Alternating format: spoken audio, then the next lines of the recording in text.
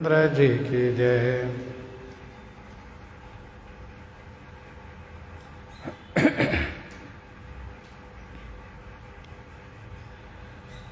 गोस्वामी जी महाराज पूर्व प्रसंग में वर्णन किए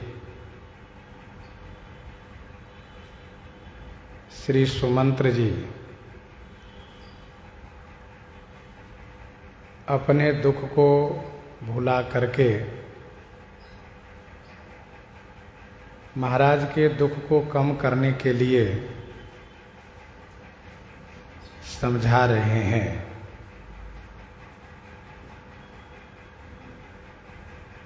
सुमंत्र जी कहते हैं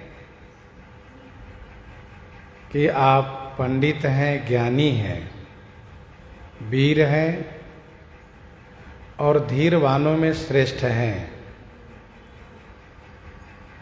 देवता और संत की हमेशा सेवा करते आए हैं आप।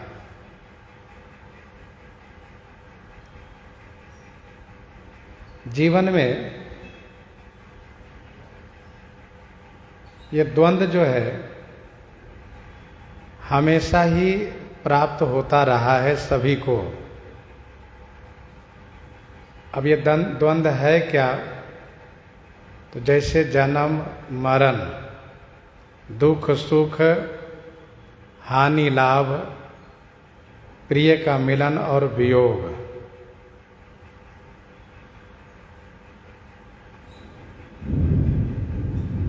आप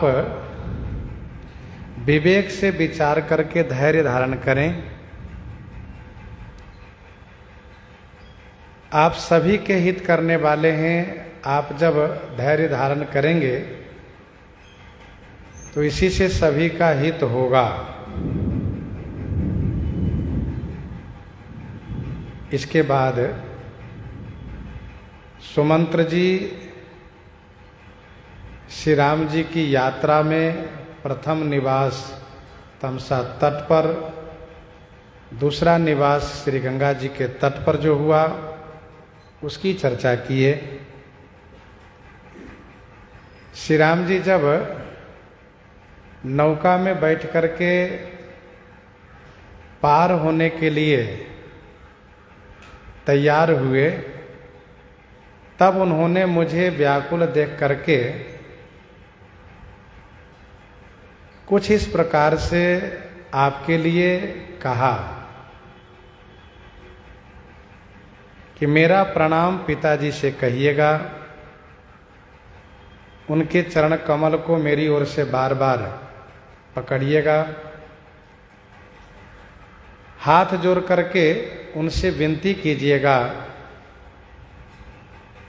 कि उनकी कृपा से, उनके पुण्य के प्रताप से वन मार्ग में मुझे हमेशा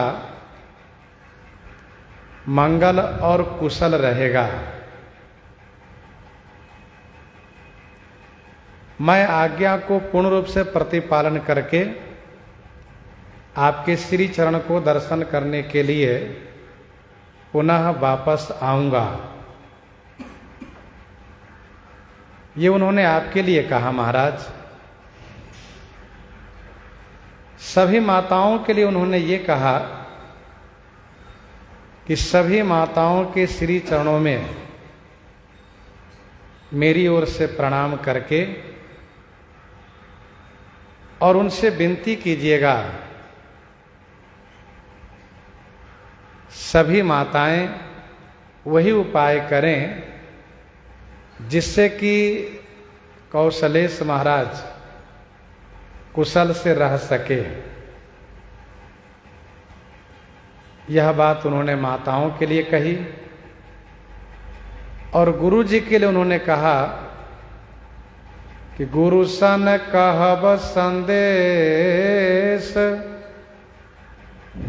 बार बार पद पदुम गही, करब सोई उपदेश, जेहि न सोच मोहि अवधपति। गुरु सन कहब संदेश, बार बार पद पदुम गही।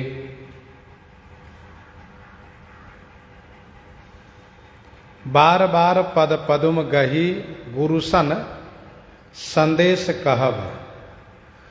बार बार उनके पद पदुम माने चरण कमल को, गही माने पकड़ करके गुरु जी से मेरा यह संदेश कहिएगा कि हे गुरुदेव, करब सोई उपदेश।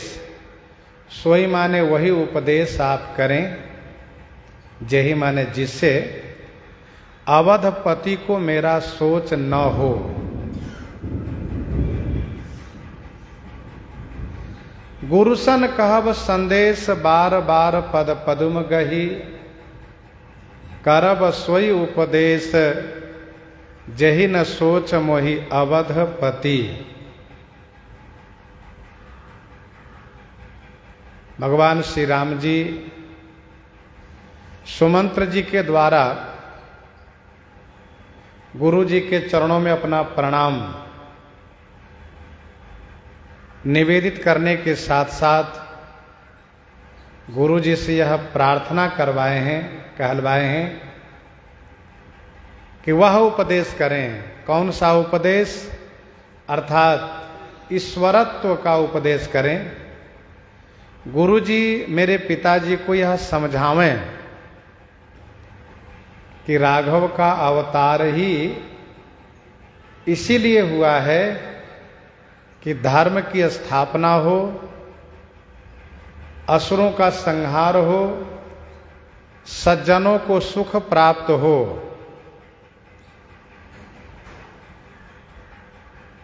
तो यह उपदेश करने के लिए श्री राम जी ने गुरु जी से कहा है संदेश में।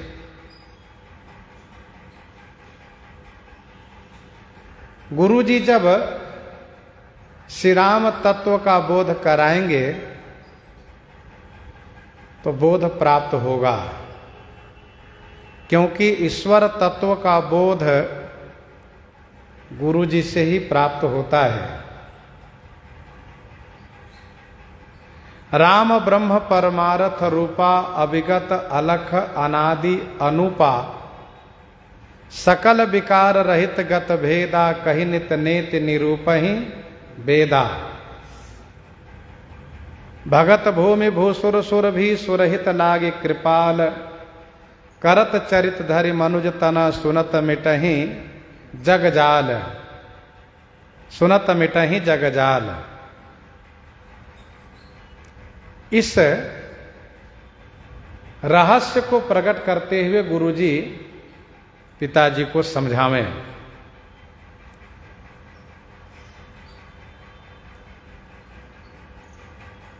गीतावली बालकांड 49 पद में गोस्वामी जी ने लिखा है,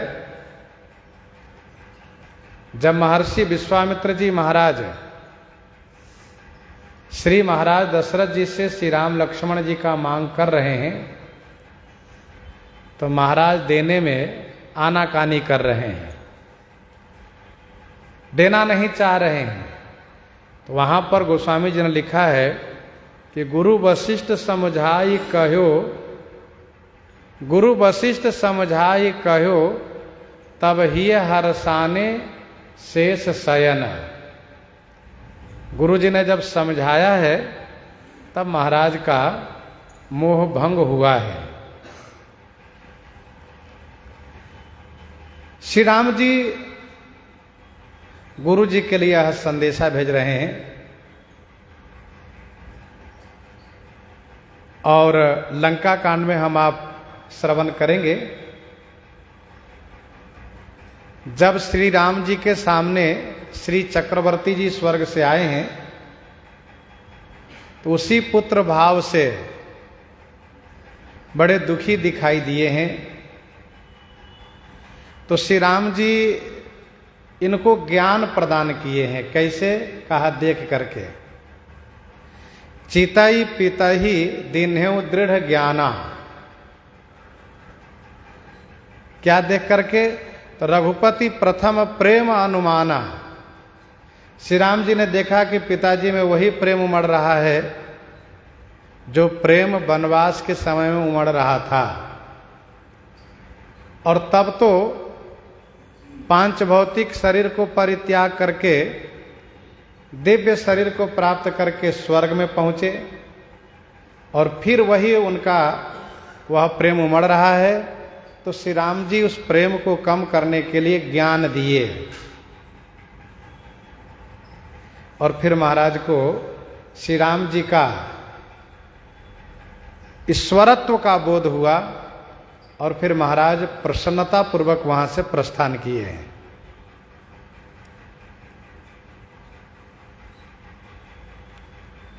श्री राम जी ने गुरु जी से यह संदेश कहा है। और क्या संदेश उन्होंने कहा है? तो पुरजन परिजन सकल निहोरी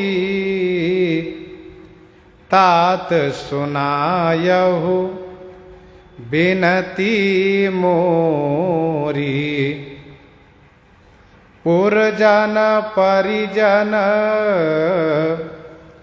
सकल निहोरी तात सुनायहु बिनती मोरी। पुरजन परिजन सकल निहोरी तात सुनायहु बिनती मोरी। हे तात, सकल माने समस्त पुरजन, पूर्ववासी, और परिजन माने कुटुंबी, रघुवंशी के परिवार के लोग। तो समस्त पुरजन, समस्त परिजन माने कुटुंबी लोग, से निहोरी माने निहोरा पूर्वक, प्रार्थना पूर्वक मोरी विनती सुनायहु, मेरी विनती सुनाइएगा। कैसी विनती? तो सोई सब भांति मोर हितकारी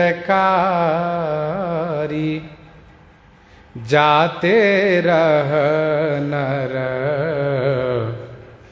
नाह सुखारी। जाते रह नर नाह सुखारी। सोई सब भांति मोर हितकारी जाते रह नर नाह सुखारी।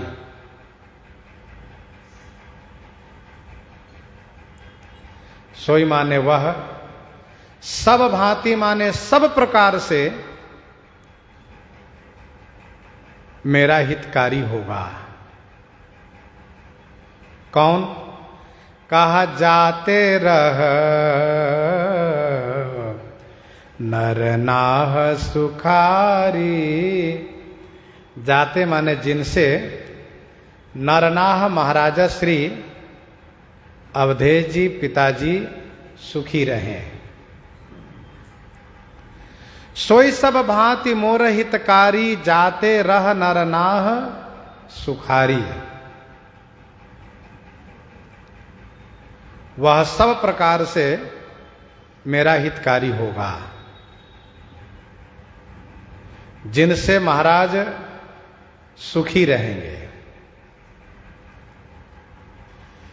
श्री राम जी कुछ इसी प्रकार से श्री अयोध्या जी से चलते वक्त सबसे कह रहे थे, 12 बार जोर जुग पानी कहत राम सबसन मृदुबाने। सोई सब भांति मोर हितकारी जाते रहे भुआल सुखारी। यहां नरनाह है, वहां भुआल शब्द है। नरनाह माने हम आप सब नर हैं, और महाराज हम सबके नाह माने स्वामी हैं। तो हम सबका ये कर्तव्य होता है कि पिताजी महाराज सुखी रहें। उनके सुखी रहने से ही हम सभी को सुख प्राप्त होगा। सोई सब भांति मोर हितकारी, जाते रह नर नाह सुखारी। कहब संदेश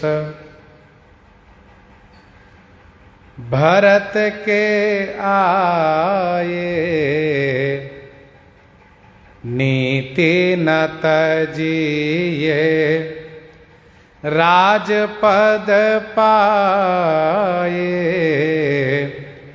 नीति न तजिए राजपद पाए। कहब संदेश भरत के आए, नीति न तजिए राजपद पाए। भरत के आने पर मेरा संदेश कहिएगा। राजपद पाए नीति न तजिए। प्रायः टीकाकारों ने यही अर्थ किया है, राजपद पाकर के नीति का त्याग न करें। लेकिन आगे का जो प्रसंग है अयोध्या कांड में ही, उस प्रसंग में जो श्री राम जी का वक्तव्य है, उससे इस अर्थ का विरोध होता है। श्री राम जी अच्छी तरह से जानते हैं कि भरत में राज मद हो ही नहीं सकता है। इसीलिए यहां पर अर्थ ये लगाना चाहिए कि नीति से राजपद पाए हो। नीति राजपद पाए ना तजिए। नीति से राजपद आपको मिला है, उसका परित्याग नहीं कीजिएगा।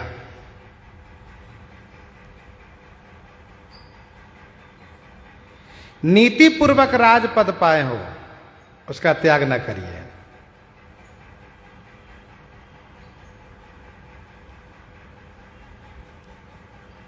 ऐसा अर्थ इसलिए करना है क्योंकि आगे उदाहरण में आप पढ़ेंगे, श्री राम जी कहते हैं, भरत ही होई न राज मद, विधि हरिहर पद पाई। कबहु की काजी सीकरनी क्षीर सिंधु बिनु साई।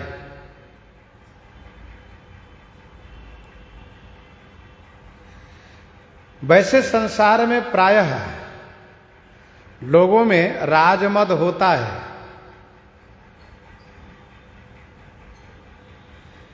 लेकिन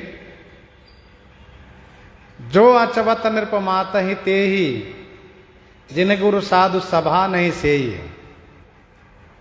उनको राजमद व्याप्त होता है। जग बौराए राजपद पाए, सबते कठिन राजमद भाई। लेकिन श्री भरतलाल जी में राजमद हो ही नहीं सकता।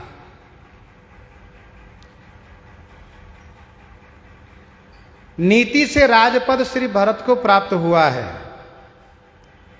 नीति कहती है पिता जिसको राजपद दें वही राज्य का उत्तराधिकारी होता है, राजा बनने का योग्य होता है।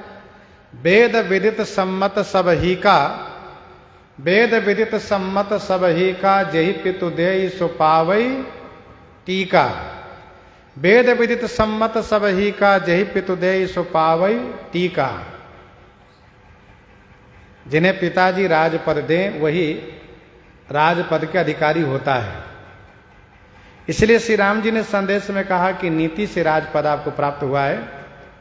नीति युक्त है, अनीति नहीं है, इसलिए राजपद को आप स्वीकार करिएगा। श्री राम जी के मन में यह चिंता है कहीं ऐसा न हो कि भरत राजपद स्वीकार न करें। इसलिए श्री राम जी संदेश में कहते हैं कि नीति न तजिए राजपद पाए। वैसे धर्म से राजपद के अधिकारी श्री राम जी हैं। धर्म से राजपद के अधिकारी श्री राम जी हैं। जेठ स्वामी सेवक लघु भाई, यह दिन कर कुल रीति सुहाई। जेठ स्वामी सेवक लघु भाई, यह दिन कर कुल रीति सुहाई। लेकिन नीति के द्वारा श्री भरत को राजपद दिया गया है।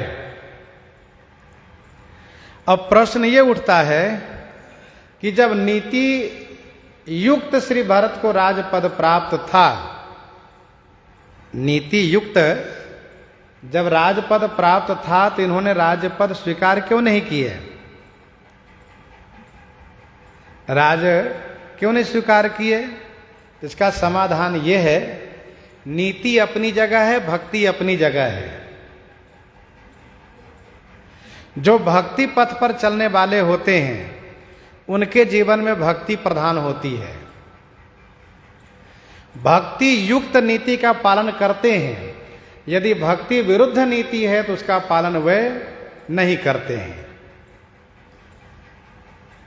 वैसे श्री भरतलाल जी ने इस बात को भरी सभा में स्पष्ट करते हुए कहा, शोक समाज राज के ही लेखे, शोक समाज राज के ही लेखे, लखन राम सिय बिनु पद देखे। यह राजपद शोक से परिपूर्ण है। इस राजपद में शोक ही शोक भरा हुआ है। जिस राजपद के कारण प्राण प्रिय भैया श्री राघव का वनवास हुआ, मेरे परम धर्मात्मा पिताजी का स्वर्गवास हुआ, सभी माताएं विधवा हो गई, संपूर्ण अयोध्या वासियों को शोक प्राप्त हुआ, वह राज्य मुझे सुख नहीं देगा। ये शोक से परिपूर्ण है यह राजपद। यह श्री भरतलाल जी का विचार है। दूसरी बात, उन्होंने चित्रकूट में श्री राम जी से क्षमा मांगी। श्री भरतलाल जी ने यह कहा कि सरकार मैं क्षमा चाहता हूं, प्रभु पितु वचन मोह बस पेली, आयो यहां समाज सकेली। मैंने बड़ी ढिठाई की, लेकिन फिर भी मैंने आपकी ओर देखा कि आप मेरे ऊपर प्रसन्न हैं। मैंने आपकी ओर देखा तो आप प्रसन्न दिखाई दिए, जबकि संसार में किसी में हिम्मत नहीं है कि आपकी आज्ञा को अवहेलना कर दें। राम रजाई मेटी मनमाही, देखा सुना कतहु को नाही, सो मैं सब विधि किन ढिठाई, लेकिन प्रभु मानी स्नेह शिवकाई, कृपा भलाई आपनी, नाथ किन्ह भल मोर, दूषण भे भूषण सरिस, सुजस चारु चहु होर। तबहु कृपाल हेरि निज ओरा, सबहि भांति भल मान्यु मोरा। तो कहने का भाव यह है कि यह राजपद नीति सम्मत है, लेकिन श्री भरतलाल जी भक्ति कर रहे हैं, भक्त हैं, इसलिए उन्होंने राजपद स्वीकार नहीं किया।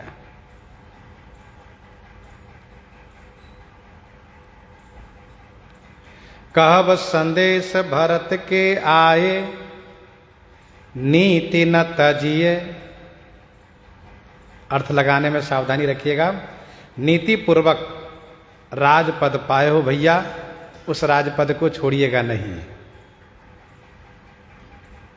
नीति न तजिए राजपद पाए, पाले हु प्रजहि, करम मन बानी, पाले हु प्रजहि, करम मन बानी, सेयहु मातु सकल समजानी, सेयहु मातु सकल समजानी, करम मन बानी प्रजहि पालेहु। कर्म से, मन से और वाणी से प्रजा का पालन कीजिएगा। सकल मातु सम जानी सेयहु, सभी माताओं को सम माने बराबर जान करके सेयहु माने सेवन कीजिएगा, उनकी सेवा कीजिएगा। श्री राम जी अपने भाई को नीति की शिक्षा हमेशा देते आए हैं। राम करहि भ्रातन पर प्रीति, नाना भांति सिखावहि नीति। इसीलिए नीति की शिक्षा श्री राम जी संदेश रूप में भी दे रहे हैं। और आगे जब श्री भरतलाल जी पास में होंगे, सन्मुख होंगे, तब भी नीति की शिक्षा देंगे। मुखिया मुख सो चाहिए, खान पान कहूँ एक, पालय पोसय सकल अंग, तुलसी सहित विवेक। राज धर्म सर्वस यत्नोई, जिमि मनमाह मनोरथ गोई, जिमि मनमाह मनोरथ गोई। तो सरकार कहते हैं कि पालेहु प्रजा ही कर्म मन बानी। राजा का यही एक प्रधान धर्म होता है, कर्तव्य होता है कि वे कर्म से, मन से, वाणी से प्रजा का प्रतिपालन करें। मन से उन्हीं के हित का चिंतन करें, वाणी से उनके हित में मधुर बोलें, और कर्म से वही क्रिया करें जिससे प्रजाजनों को सुख प्राप्त हो। यदि प्रजा का पालन पुत्रवत राजा नहीं किए, ठीक से नीति का पालन नहीं किए, तो वह राजा नरक के अधिकारी होता है। सोचिए नृपति जो नीति न जाना, जहिन प्रजा प्रिय प्राण समाना। सोचिए नृपति जो नीति न जाना, जहिन प्रजा प्रिय प्राण समाना।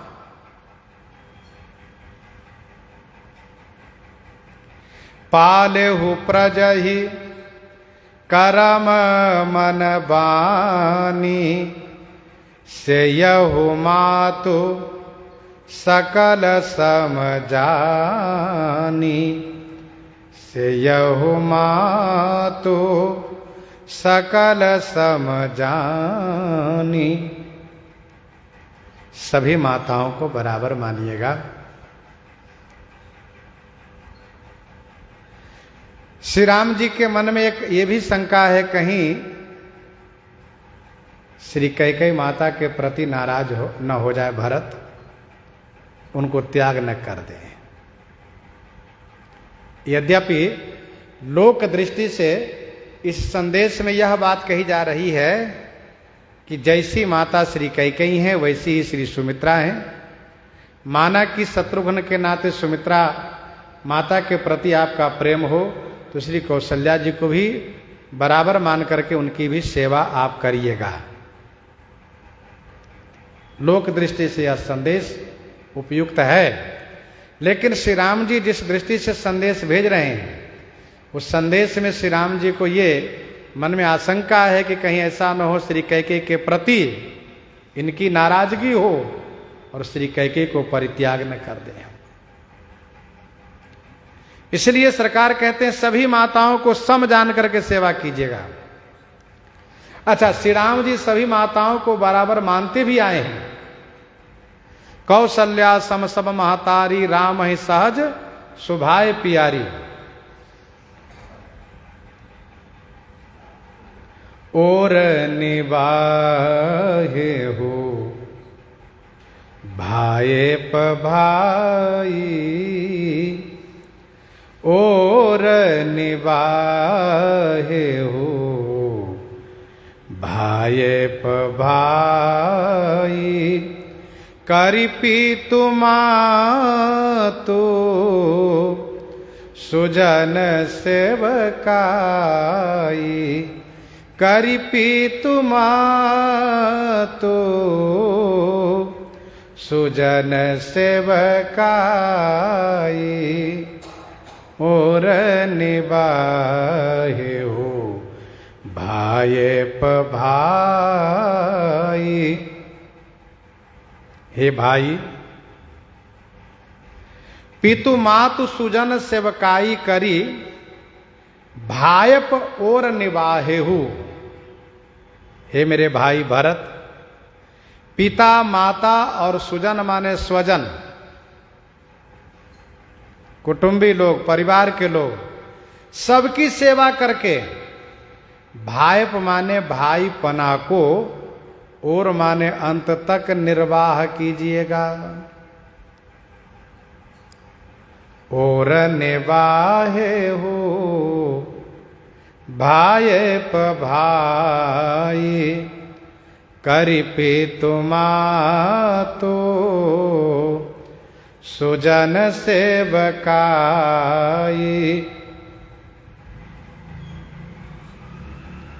हम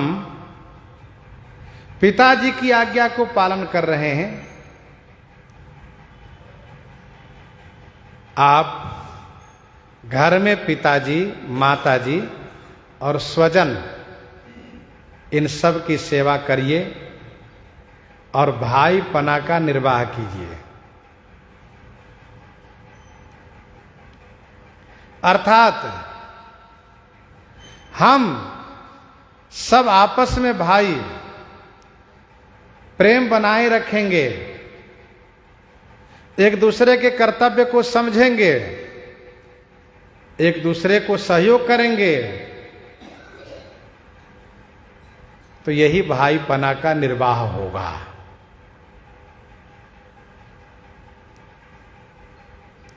और निवाहे हो भाई भाई कर पितुमात सुजन सेवकाई।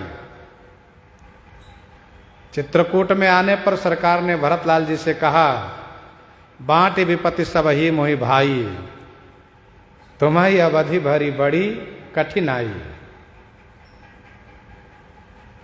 जानी तुम्हारी मृदु कहूं कठोरा, कुसमय तातन अनुचित मोरा।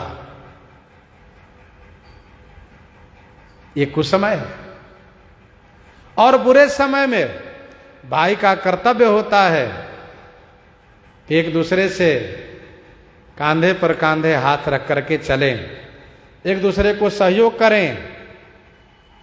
तो और निवाहे वो भाई भाई कर पितुमात सुजन सेवकाई। तात भांति ते ही राघव राऊ, तात भांति ते ही राघव राऊ। सोच मोर जेहि करहि न काऊ, सोच मोर जेहि करहि न काऊ। तात भांति तेहि राघव राऊ। हे तात, मेरे भैया भरत, राऊ महाराज को, पिताजी को ते ही भांति राघव, ते ही भांति माने उसी प्रकार से रखिएगा, जही माने जिस प्रकार से कि मेरा सोच काऊ न करई, मेरा सोच कभी न करें, कभी भी वे मेरा सोच न करें। तात भांति तेहि राघव राऊ। सुमंत्र जी कहना ये चाहते हैं कि श्री राम जी ने आपके संदर्भ में सभी से निवेदन किए और सबसे उनका यही कहना है कि पिताजी स्वस्थ रहें, पिताजी सुखी रहें, पिताजी को कोई कष्ट न हो, यही उपाय आप सब करें। आपके लिए इस प्रकार से श्री राम जी चिंता कर रहे हैं।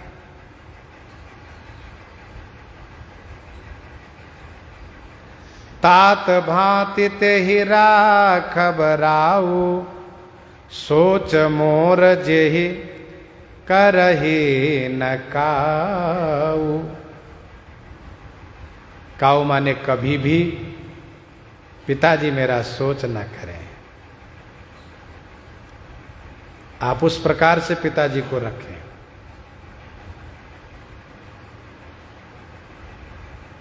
श्री राम जी का संदेश यहां तक सुनाए। इसके बाद श्री सुमंत्र जी ने कहा, लखन कहे कछु बचन कठोरा बरज राम पुनि मोहिनी होरा। लखन कहे कछु बचन कठोरा बरज राम पुनि मोहिनी होरा। लखन कहे कछु बचन कठोरा। श्री लक्ष्मण जी ने कुछ कठोर वचन कहा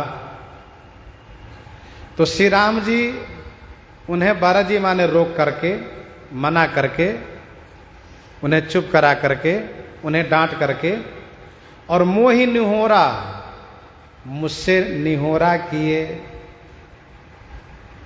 मोहि निहोरा माने मुझसे निहोरा किए, मुझसे प्रार्थना किए।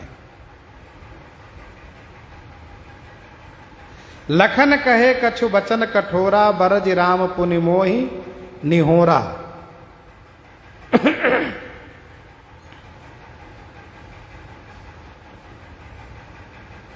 प्रसंग में हम लोग श्रवण किए हैं, गंगा जी के तट पर जब श्री राम जी और सुमंत्र जी के बीच बात चल रही थी तो लक्ष्मण जी बड़े आवेश में आ गए और पिताजी के लिए कुछ अशब्द कह गए। पुनि कछु लखन कही कटुबानी प्रभु बड़जे बड़ अनुचित जानी। सकुचि राम निज शपथ देवाए लखन संदेश कहिए जानी जाइए। और प्रश्न ये उठता है कि श्री राम जी जब अपनी शपथ दिला चुके हैं तो श्री सुमंत्र जी ने फिर इस बात की चर्चा क्यों की? यह प्रश्न है। तो इसका समाधान यह है कि सुमंत्र जी की 4 बातें व्याकुलतापूर्ण है। जैसे कि राम सखा तब नाव मंगाई, जबकि नौका श्री राम जी ने मांगी है। प्रसंग में ऐसा वर्णन है। दूसरी बात, विकल बिलो की मोहि रघुबीरा, गंगा जी के तट पर समझाने की बात कर रहे हैं। तीसरी बात यहां पर कह रहे हैं, लखन कहे कछु बचन कठोरा। और चौथी बात, दोहा में कही प्रणाम कछु कहन लिए सिय भई शिथिल स्नेह। किशोरी जी ने कुछ कहा ही नहीं। सुमंत्र जी के वक्तव्य में ऐसा मालूम पड़ रहा है। तो ये चारों बातें जो हैं सुमंत्र जी की व्याकुलतापूर्ण है।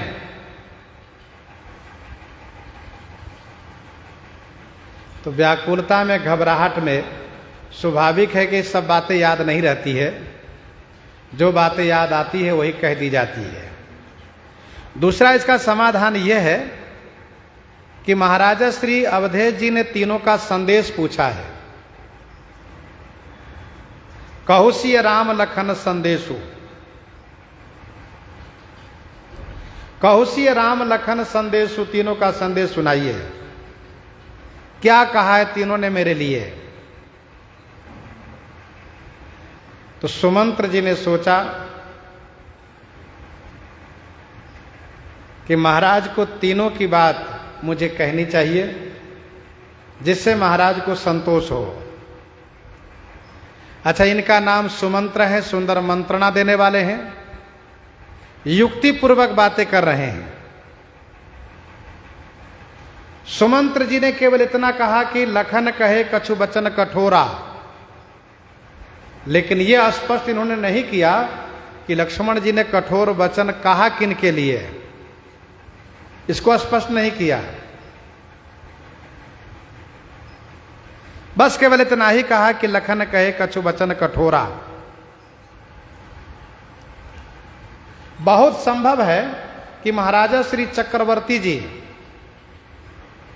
को यह बात इस रूप में समझ में आई होगी कि सभी लोग कैकेयी के प्रति नाराज हैं, लक्ष्मण ने भी कैकेयी को ही कटु कहा है, क्योंकि जहां तहां दे कैकई गारी, सब कैकेयी को गाली देते हैं, यही पापिनी बूझी का पर्यो।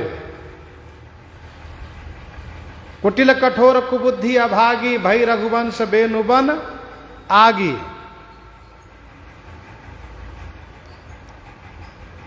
इस प्रकार से महाराज संभवतः समझ पाए होंगे। और महाराज ने पूछा भी नहीं कि आखिर कटु कहा किसके लिए सो। ठाकुर जी की शिक्षा है। तो श्री लक्ष्मण जी ने क्या कहा, इसको भी कहना जरूरी था। इसलिए सुमंत्र जी ने महाराज की बात भी रख ली और श्री राम जी की बात भी रख ली। अथवा तो तीसरा भाव यह है, तीसरा समाधान यह है कि लखन कहे कछु बचन कठोरा, बरज राम पुनि मोहि निहोरा। इसको कहने में भी श्री राम जी का ही स्वभाव सुनाना है। इसको कहने में भी श्री राम जी का ही स्वभाव सुनाना है। इसीलिए बरज राम पुनि मोहि निहोरा।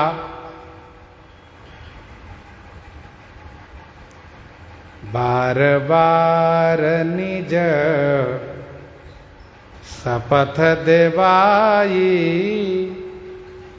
बार बार निज शपथ देवाई। कहवे न तात लखन लरिकाई, कहवे न तात लखन लरिकाई। ये श्री राम जी का स्वभाव है। बार बार निज शपथ देवाई, कहवी न तात लखन लरिकाई। श्री राम जी ने बार बार अपनी शपथ दिलाई। श्री राम जी ने कहा मेरी शपथ है मंत्री जी, लक्ष्मण का लड़कपन पिताजी से नहीं कहिएगा। स्पष्ट कहा। सकुचि राम ने जो शपथ देवाई वहां पर है। और यहां पर भी सुमंत्र जी कहते हैं बार बार ने शपथ देवाई। सरकार ने वहां कहा था कि लखन संदेश कहिए जन जाई। यहां पर सुमंत्र जी ने कहा कि श्री राम जी का संदेश है कि कहविन तात लखन लड़िकाई। श्री राम जी ने ये कहा मंत्री जी, हमारे आपके और पिताजी के सामने लक्ष्मण लड़का है, लक्ष्मण बालक है, इनके लड़कपन को आप वहां कहिएगा नहीं। तो क्या झूठ इन्होंने कहा, सब सही सही कहा। शपथ की चर्चा सियाराम लखन कटुबानी की चर्चा भी कर दी, लेकिन स्पष्ट नहीं किया किनको कटु कहा। और श्री राम जी ने इस बात को नहीं सुनाने के लिए कहा है, इसको भी यहां पर कहा कि बार बार ने जो शपथ देवाई, कहबिन तात लखन लड़िकाई। कही प्रणाम कछु कहन लिए, सिय भये शिथिल स्नेह। थकित वचन लोचन सजल, पुलक पलवित देह, पुलक पलवित देह। कही प्रणाम कछु कहन लिए, सिय भय शिथिल स्नेह। कही प्रणाम कछु कहन लिए, सिय भय शिथिल स्नेह।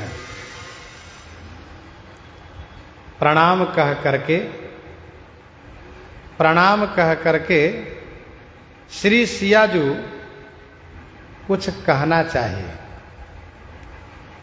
कही प्रणाम, उन्होंने पहले कहा कि मेरी ओर से पिताजी को प्रणाम कहिएगा। और प्रणाम कहिएगा ऐसा कह करके उन्होंने जब कुछ कहना चाहा, प्रणाम कह करके उन्होंने जब कुछ कहना चाहा तो वह स्नेह में शिथिल हो गई, कुछ कह नहीं पाई। सिए भई शिथिल स्नेह,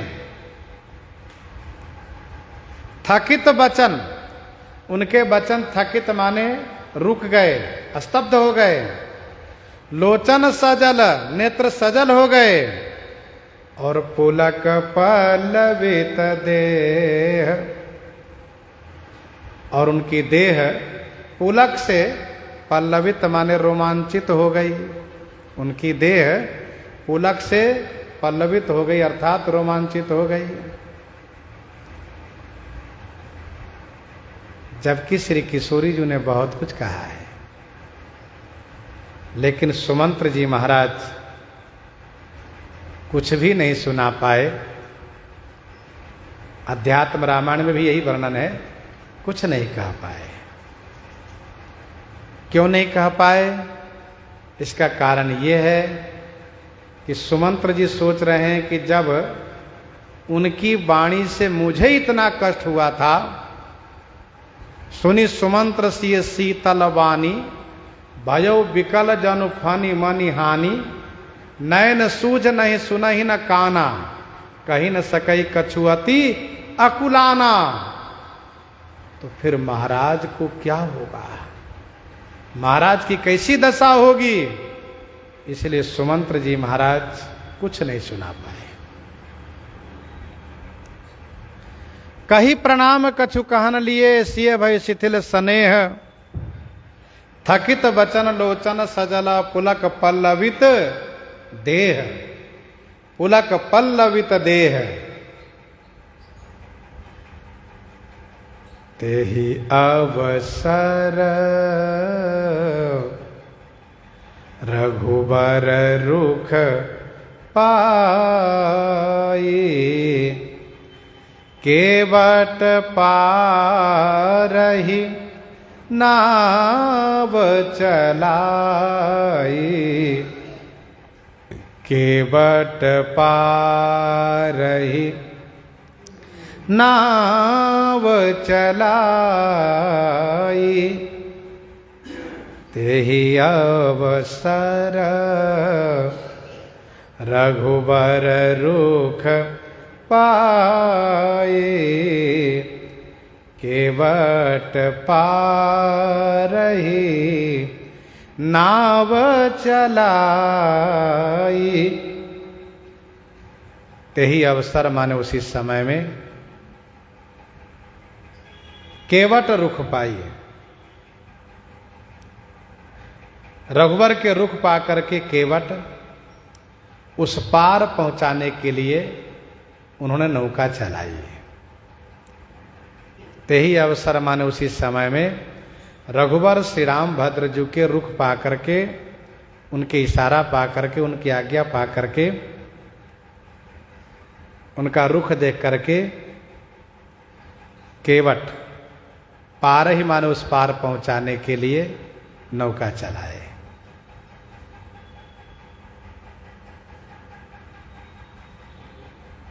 राम सखा तब नाव मगाई, प्रिया चढ़ाई चढ़े रघुराई।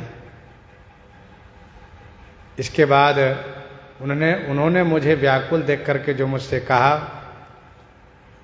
वह मैंने आपको सुनाया।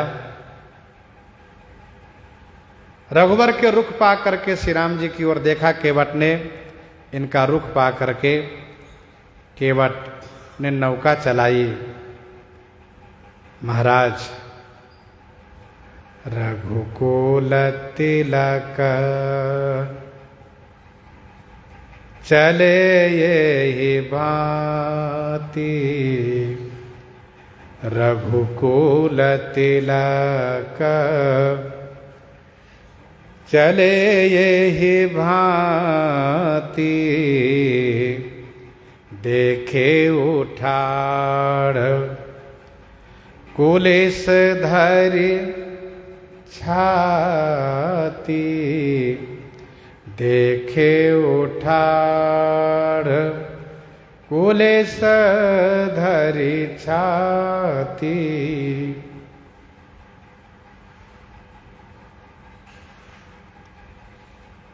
रघुकुल तिलक चले यही भांति। रघुकुल के तिलक, रघुकुल श्रेष्ठ श्री राम जी इस प्रकार से वहां से चल दिए और मैं अपनी छाती पर कुलिस माने वज्र रख करके देखता रहा। अर्थात मेरा हृदय इतना कठोर हो चुका था, अभी भी है, कि वह फटा नहीं, विदर्ण नहीं हुआ। हृदय न विदरो पंकज में विछुरत प्रीतम नीर। मैं वहीं खड़े होकर के देखता रहा, देख उठाड़ कुलिस धरी छाती।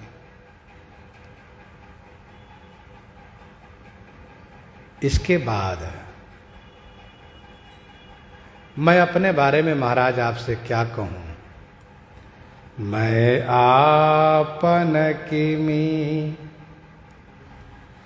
कहूं कलेसु,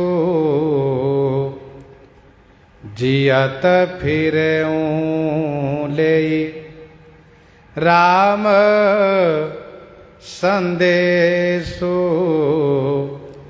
जियत फिरऊं ले राम संदेशु।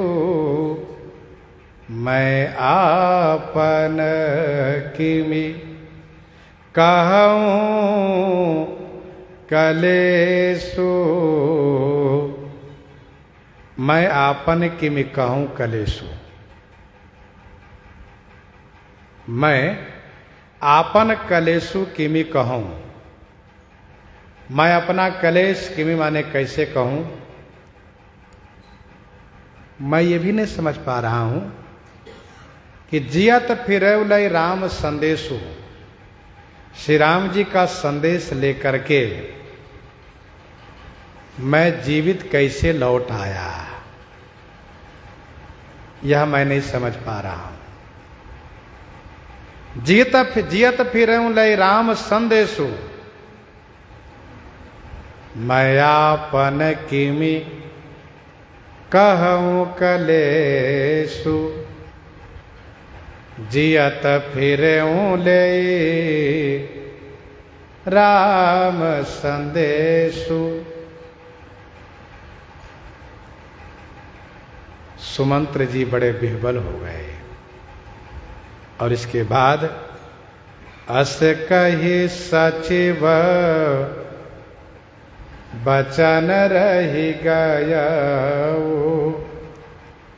हानि गलानी सोच बस भयाऊ। अस कही सचिव बचन रही गया। हानि गलानी सोच बस भयाऊ। अस कही सचिव बचन रही गयो। ऐसा कह करके सचिव मंत्री जी चुप हो गए। अस कही सचिव वचन रही गयो, अर्थात इस प्रकार से वचन कह करके सचिव मंत्री श्री सुमंत्र जी रही गयो माने चुप हो गए। हानि गलानी सोच बस भयो।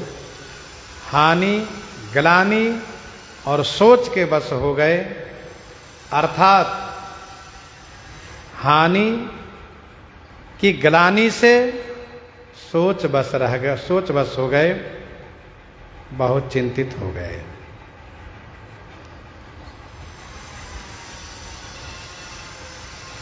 मंत्री जी के बोलने का उपक्रम है। सचिव धीर धरि कह मृदुबानी। महाराज तुम पंडित ज्ञानी। सचिव धीर धरि कह मृदुबानी, महाराज तुम पंडित ज्ञानी। यहां तक उन्होंने कहा। ऐसा वचन कह करके मंत्री जी चुप हो गए। हानि गलानी सोच बस भयो। हानि तो बहुत बड़ी हुई है। कर्मी जहि सिर धुनि पछताहि, मनोह कृपिन धन राशि गंवाई। मानो संपूर्ण धनराशि गंवा बैठे हैं।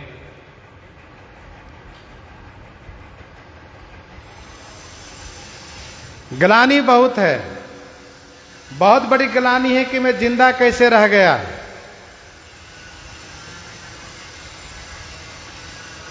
और सोच है, सुमंत्र जी को सोच है कि महाराज बच नहीं पाएंगे, महाराज को हम नहीं बचा पाएंगे। हम चाहते थे कि महाराज बच जाए, लेकिन ऐसा संभव नहीं दिख रहा है, क्योंकि सुमंत्र जी के सुनाने के बाद सुमंत्र जी ने देखा कि महाराज की दशा और बिगड़ती जा रही है, और महाराज कह भी चुके हैं, नाहित चाहत चरण अब प्राण कहूं सती भाव। सुमंत्र जी महाराज आज के बाद अब दिखाई नहीं देंगे। इन्होंने निश्चय किया कि मैं महाराज के भेजने से गया था, महाराज के पास आकर के वहां की सारी बातें सुना दिया। अब मैं किसी के सामने मुंह दिखाने लायक नहीं हूं, मैं किसी के पास जाना नहीं चाहता हूं, मुझे कोई ना देखें। इसलिए सुमंत्र जी महाराज एकदम से अपने महल की ओर गए और महल में बंद हो गए। 14 वर्ष तक निकले ही नहीं बाहर। आप कहिए क्या प्रमाण है? तो श्रीमद् रामचरितमानस जी में अब आज के बाद इनकी चर्चा कहीं नहीं की गई है, जबकि ये वरिष्ठ मंत्री हैं, महामंत्री पद पर हैं, लेकिन ये ऐसे ग्लानि में डूबे कि अपने महल में बंद हो गए। महाराज का स्वर्गवास हुआ, श्री भरतलाल जी को बुलाए गए, फिर अंत्येष्टि संस्कार महाराज का हुआ। श्री भरत को राजपद ग्रहण कराने के लिए सभा बुलाई गई। श्री भरतलाल जी महाराज सभा में अपनी बात कह करके सबको लेकर के चित्रकूट के लिए प्रस्थान किए। चित्रकूट में श्री राम जी का दर्शन सब किए, वहां श्री जनक जी भी आए, वहां कई सभाएं हुई और सब वापस आए, लेकिन कहीं भी सुमंत्र जी का नाम श्रीमद् रामचरितमानस जी में नहीं लिया गया, कहीं नाम नहीं लिया गया। सुमंत्र जी का नाम अब एकदम से उत्तरकांड में लिया जाएगा। कब? जब श्री राम जी वापस आएंगे, क्योंकि सुमंत्र जी महाराज के मन में ये धारणा बन गई है कि जीव न जायु और अवधि कपाटी, मेरा प्राण क्यों नहीं जा रहा है, क्यों नहीं जा रहा है? इसका कारण यह है कि अवधि रूपी कपाटी माने किवाड़ लगे हैं। तो जब श्री राम जी वन से वापस आए हैं, तब सुमंत्र जी आए हैं, और जब आए हैं तो गुरु श्री वशिष्ठ जी ने सुमंत्र जी से कहा है, तब मुनि कहे सुमंत्र सन सुनत चले वो हर साई। गुरु श्री वशिष्ठ जी ने उस वक्त सुमंत्र जी का नाम लिया। सुमंत्र जी, अब आप तैयारी कीजिए। सुमंत्र जी ने गुरु जी की ओर देखा, गुरुदेव कहीं इस बार भी तो नहीं ऐसा है कि कल तिलक करेंगे आप? गुरु जी ने कहा नहीं, आज ही तिलक हम करेंगे। कल को किसने देखा है? कल के चक्कर में 14 वर्ष कि देरी हो गई, 14 वर्ष विलंब हुआ, इसलिए अब कल नहीं आज। तो सुनत चले हर साई, सुमंत्र जी तुरंत बड़े प्रसन्न होकर के चले हैं। रथ अनेक बहुबाजी गज तुरंत समारे जाई। सुमंत्र जी महाराज अपने घर में बंद हो गए हैं, अपने महल में बंद हो गए हैं। महाराज की जो दशा है वो श्रवण आगे करेंगे। प्रसंग को यहीं पर हृदयांगम करते हुए आइए श्रवण करते हैं श्री भक्तमाल जी से।